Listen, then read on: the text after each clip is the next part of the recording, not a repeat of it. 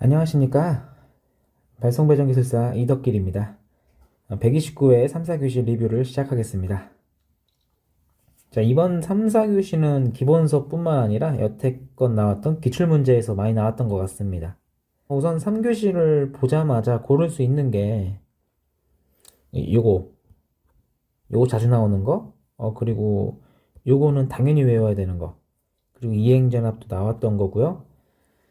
그 다음에 이런 거 같은 경우에는 50Hz에서 60Hz 이건 준비를 철저하게 안 해가면은 굉장히 헷갈립니다. 뭐 자석 밀도가 얼마나 작아지고 커지고 효율 출력이 뭐 작아지고 커지고 이게 잘못 외워가면 완전히 답이 반대로 되기 때문에 이건 준비하신 분들은 요거 고르셨을 거예요.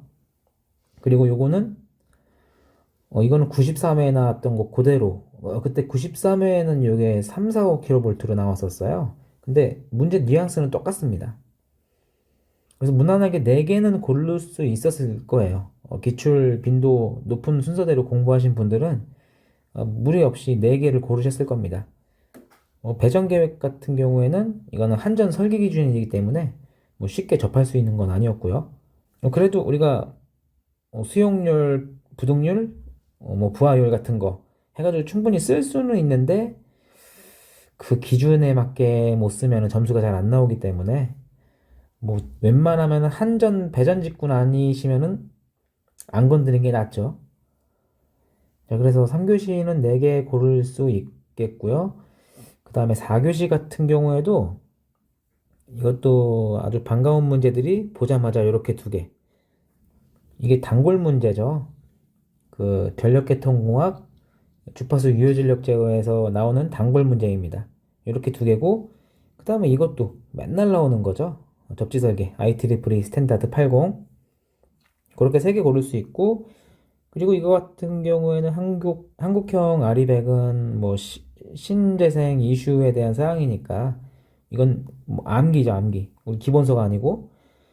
그리고 뭐 나머지 한 문제를 더 골라야 되는데 고를 게 많아요. 이것도 고를 수 있고 단권 번역기도 고를 수 있고 이것도 고를 수 있고. 그래서 4개는 무리 없이 고르기는 뭐 어렵지 않았다고 봅니다. 자, 그럼 1교시 문제부터 보겠습니다. 그 분산전원 연계 기술 기준에 대한 사항이죠. 이 기술 기준이랑 분산전원 연계 시 고려 사항. 그러니까 이게 한 세트로 무조건 준비해야 되는 거예요. 이게 한 세트로 문제를 준비를 해 가셔야죠. 이거 그냥 기준 그대로 쓰면 됩니다. 이거는 뭐 어떻게 할 수가 없어요. 이 기술 기준을 모르면은 답이 안 나오는 거죠. 비정상 상태에서 운전 지속 시간이랑 유지 시간, 분리 시간이랑 지속 시간 이거는 그냥 정해져 있어요. 그 배정계통 연기기술 기준 최신 거를 다운 받으셔가지고 필요한 거 암기를 하셔야 됩니다. 126회 때 보시면은 그 배전계통 고장으로 분산전원 분리 재병입이죠. 이거에 대한 사항이에요.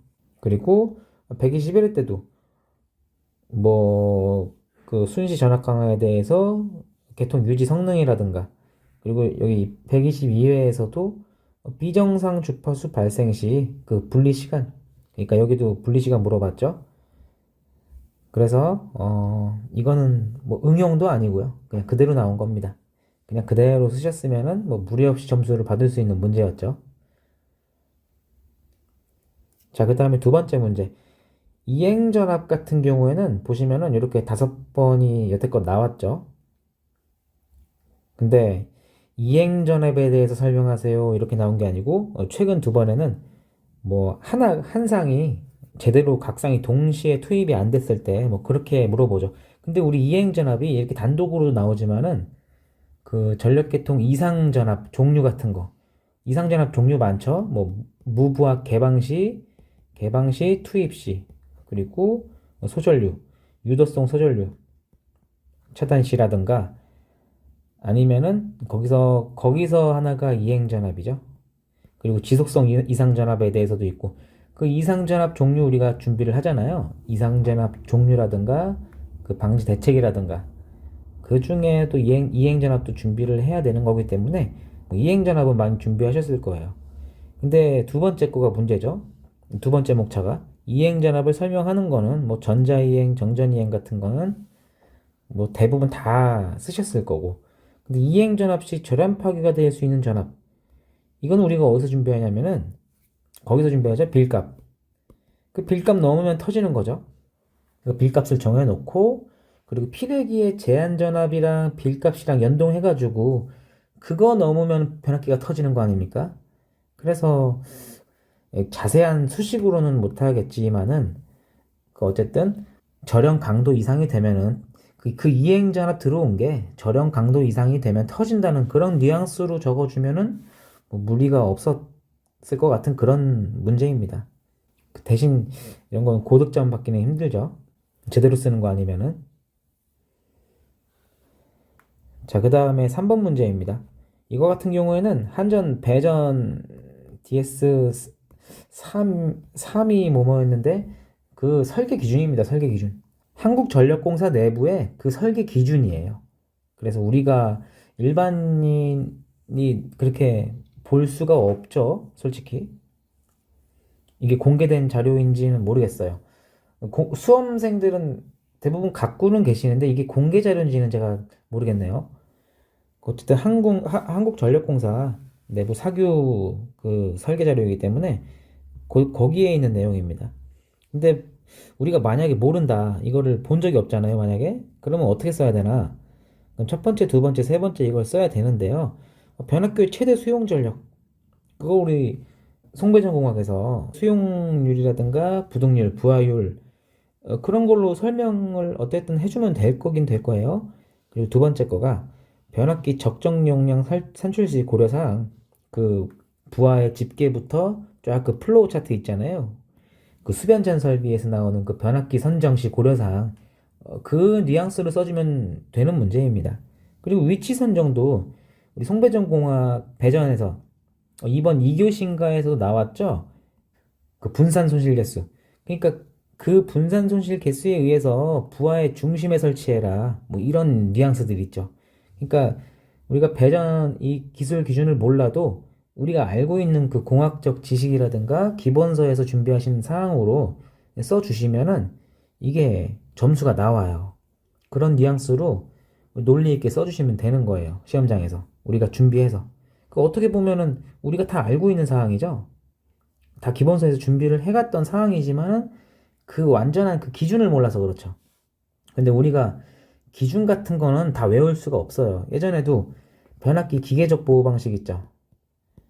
기계적 보호 방식 우리가 알고 있는 게 뭐 충격 압력 계정기, 방압 장치, 부호월조 계정기 이런 건 알고 있는데 한번 그 정정 기준에 대해서 나온 거 있거든요. 그런 건 쓸 수가 없어요. 어쨌든 그 정정 기준이라든가 이런 건 우리가 다 외울 수 없기 때문에 기본서에서 준비한 사항대로 기술하면은 되는 사항입니다. 어쩔 수가 없어요. 만약에 쓸 게 없으면요. 근데 우리 3교시에서 고를 게 4가지나 있었죠. 그러면 건들지 말아야죠, 이걸. 자, 그런 문제였습니다. 자, 그 다음에 이건 뭐 두 번이나 똑같이 나왔던 문제이기 때문에요. 더 이상 드릴 말씀이 없습니다. 그래서 뭐 가스터빈 기본 문제 있죠. PV 선도랑 TS 선도. 요거랑 행정 같은 거, 효율 같은 거. 그리고 3분의 1만 우리가 동력 이용 가능하고 3분의 2는 그 압축 동력으로 사용하고 그 기본 문제 있죠? 그 기본 문제랑 더하기 밀폐형이랑 개방형 이렇게 두 개를 준비해야 되는 거죠. 자, 그 다음에 이거예요. 50Hz, 60Hz인데요. 이게 문제에서 60기계를 50에서 써야 되냐 아니면 50기계를 60에서 쓸 때 이거는 어떨까요? 60기계를 50에서 운전한다 그러죠? 과거에 나왔던 것도 그렇게 나왔네요. 60에서 썼던 걸 50에 쓴다. 60에서 나왔던 걸 50에 쓴다. 다 똑같네요. 근데 50에서의 기기를 60에서 쓴다. 이렇게 나올 수도 있기 때문에 이게 아까 말씀드린 그 완전 답이 달라지게 되거든요. 근데 이거 그대로 나온 거죠. 오히려 과거에는 이렇게 소목차를 줬었죠. 이렇게 헤르츠를 바꿔서 쓸 때 자석 밀도는 어떻게 되고 히스테리 와류전 전압 변동률 온도 상승 이렇게 주는 게 오히려 더 좋은데 그죠? 근데 과거에는 변압기에 대해서만 물어본 건데요. 이번에는 변압기와 전동기에 대해서 물어봤네요. 이게 솔직히 변압기까지는 우리가 준비를 한단 말이에요. 근데 전동기는 이 주파수가 바뀌면은 그 완전 유도 전동기에 그 수식이 있는데 그 수식이 굉장히 복잡하거든요. 그 수식으로 우리가 항상 정리를 해놓을 수가 없죠. 그래서 이게 쉽게 건들 수 있는 문제는 아니었다고 봅니다. 우리가 전기 기기를 자세하게 준비를 할 수 없기 때문에요. 시험 범위가 워낙에 많다 보니 그래서 좀 고려가 되는 사항입니다. 고르기에는. 과거에 좀 오래됐죠? 116회면은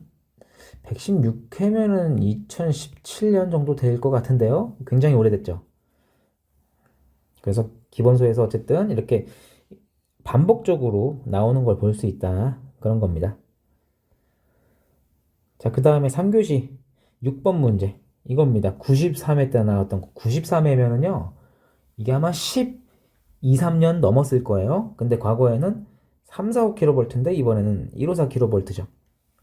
이런 계산 문제가 이게 딱 한 번 나온 문제거든요. 그리고 우리가 이거를 항상 맨날 풀어보는 게 아니기 때문에 그래요. 이거 정도는 우리가 준비를 해요. 10점짜리로. 이거 10점짜리로 준비하고요. 이거. 그 다음에 이런 계산 문제죠. 그리고 이것도 계산 문제인데 이거 완전 틀리면은 아예 점수가 안 나오기 때문에요. 만약에 이거 소문제 1번만 맞았다. 그러면 25점 만점에 아마 12점도 맞기 힘들 것 같아요. 그쵸? 이거는 답이 정해져 있는 거기 그런 계산 문제잖아요. 그래서 쉽사리 건들 수 있는 문제는 아니었다고 봅니다. 저는 수험 기간 때 이건 준비는 했었죠. 근데 만약에 이게 나왔다면은 글쎄요. 못 맞췄을 것 같기도 하고요. 어쨌든 그런 문제입니다. 자, 그 다음에 4교시입니다. 4교시. 너무 반가운 문제죠? 이거 1번 문제. AGC, AFC랑 ELD 협조죠. ELD. 그래서 이게 지금 AGC에 대해서만 물어봤으면은 그 부하 변동부터 해서 그 주파수 변동해서 부하의 자기제어성, 가버너 프리 운전, AFC, ELD 전부 다 설명해 주는 게 좋은데 이거 지금 소문제잖아요. 1번 소문제, 2번 소문제죠. 그래서 너무 자세하게 쓰다 보면은 이것만 쓸 것도 4, 5페이지 나와요. 이것만으로도. 뭐 부하의 변동 원인부터 해서 부하 변동 주기, 주파수 제어 원리 우리 쓸 거 많죠. 그리고 이게 4교시에서 요 같은 뉘앙스의 문제가 2개가 나왔어요. 저기 몇 번 문제일까요? 이게 4교시 5번 문제죠. 이거 주파수 제어 필요성, 원인, 제어 방식. 아까 그 1번 문제 이거에 대한 사항이거든요. 그 주파수 변동의 원인 여기 처음부터 시작되는 거죠. 그래서 그 분량 조절을 잘 하셔야 됩니다. 이거 쓰다 보면은 정말 5페이지 후딱 넘어가요. 그리고 이제 두 번째 우리가 익숙하지 않은 계통의 정상 상태, 비상 상태, 복구 상태. 이건 계통 신뢰 기준에 나오는 건데요. 어쨌든 우리가 주파수 유지를 하는 정상 상태, 주파수가 정상 상태고 주파수 비상 상태, 주파수가 약간 틀어진 거죠. 복구 상태, 주파수가 완전 망가져서 이제 시동을 하는 거죠.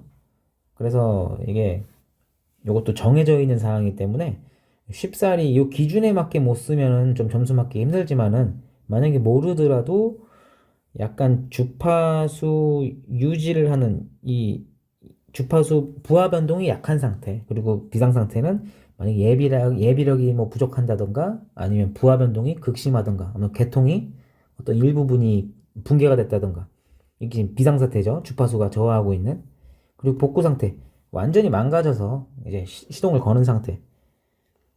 그래서 그런 식으로 써야 되는 문제인데요. 솔직히 이게 기본 문제 그대로 나온 건 아닙니다. 이게 우리가 123회 때 그 전력계통 보조 서비스 있잖아요. 보조 서비스.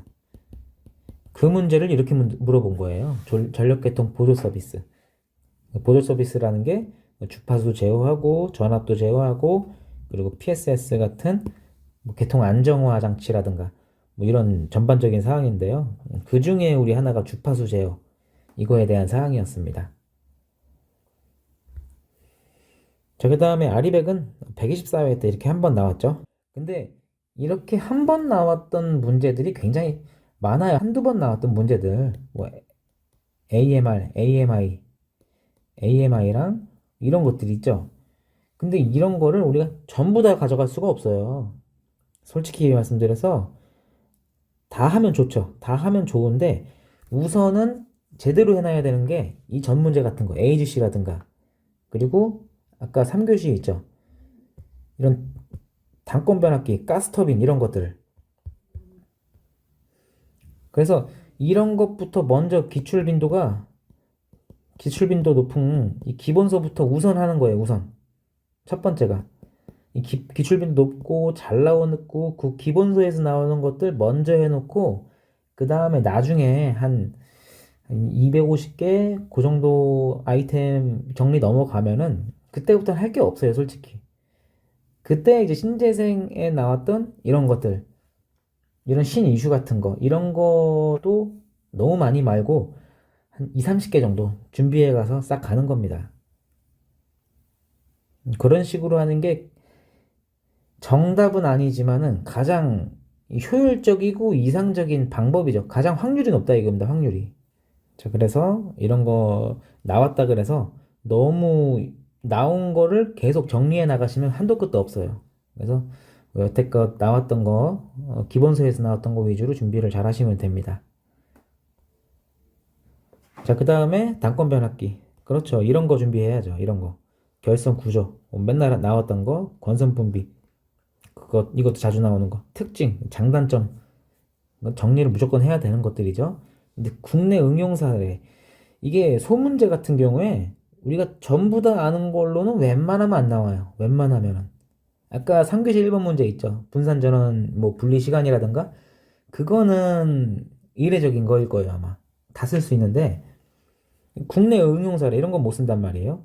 그러니까 이 시험장에서 단권 변압기를 어디다 쓸 수 있을까? 거기서 생각하는 거예요, 거기서.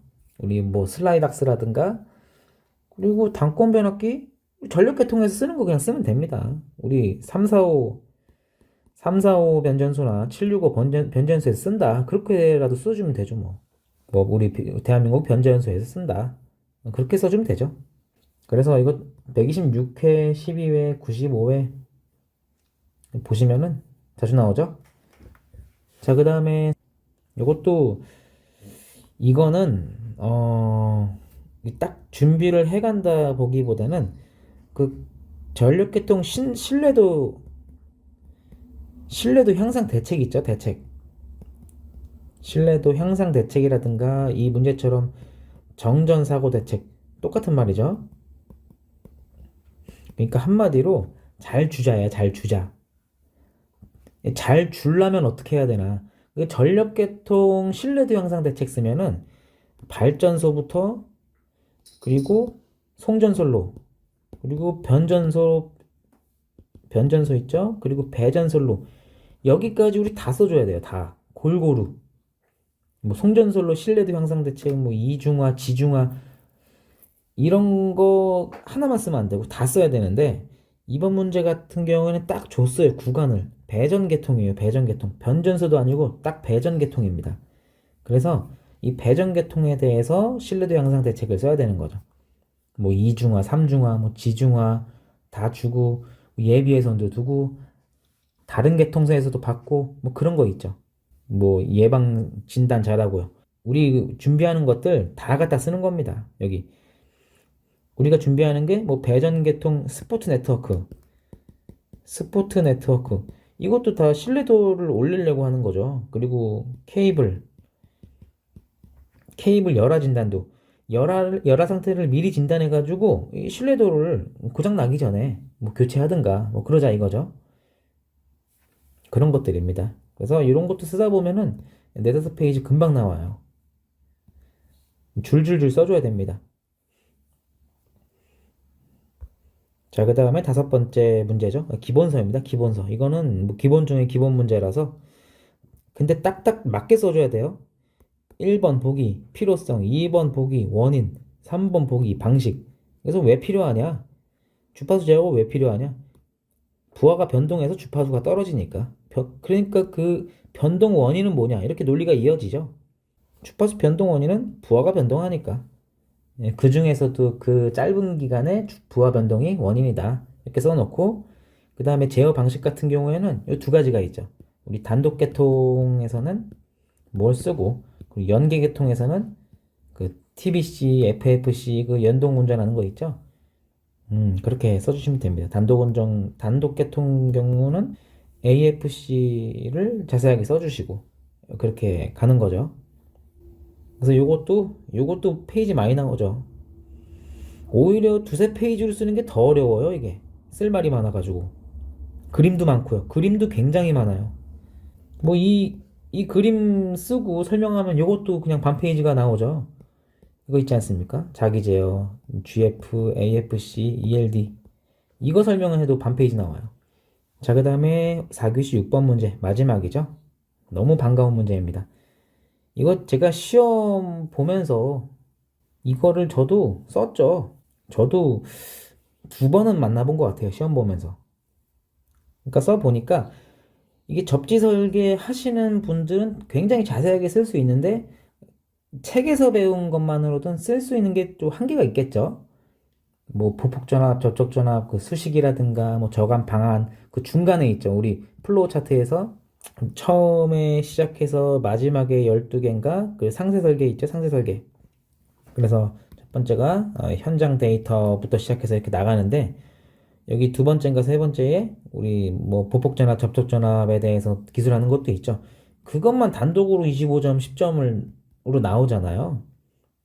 그래서 힘을 실어줘야 될 거랑 안 실어줘야 될 게 있죠. 그런 식으로 책에서 나온 거로만 기준으로 48에서 52점, 뭐 세 분이 채점했을 때 이 정도 점수 나오는 거는 무난하게 나오더라고요. 근데 또 잘 써야 돼요, 이거. 굉장히 자세하게 잘 쓰면은 뭐 56에서 60 나오죠. 이거 판단을 잘 하셔야 됩니다. 이거 하나 준비하는데 이것도 굉장히 시간이 오래 걸리거든요. 그래서 내가 많은 아이템들을 48에서 52점 수준으로 다 만들어 놓을 거냐, 아니면 하나하나 내가 56, 60점 수준으로 제대로 준비를 할 거냐. 근데 처음에 준비를 하면 이게 안 돼요, 이게. 이렇게 4, 8, 5, 2 요 정도 수준으로 준비를 하면서 조금씩 내용이 추가되는 거라고 좀 생각을 하거든요. 그리고 너무 자세하게 준비를 하다 보면은 이 진도가 안 나가요. 그러니까 처음 하는 입장에서는 요거 12개 이거 외워서 기술하기도 솔직히 힘듭니다. 그래서 기출 빈도 보시면은 많이 나왔죠? 우선 기초적인 거 내가 한 45점이 60점이잖아요. 한 문제당 세 분이 채점하셨을 때. 그래서 내가 48점 맞는 걸로 내가 기본적으로는 우선 준비를 하겠다. 이런 식으로 시험 준비를 하시면 될 것 같습니다. 자, 그래서 이번 시험은 기본서에서 굉장히 많이 나온 것 같네요. 문제를 보자마자 반가운 문제들이 많았습니다. 자, 그래서 129회 3, 4교시 리뷰를 마치겠습니다. 감사합니다.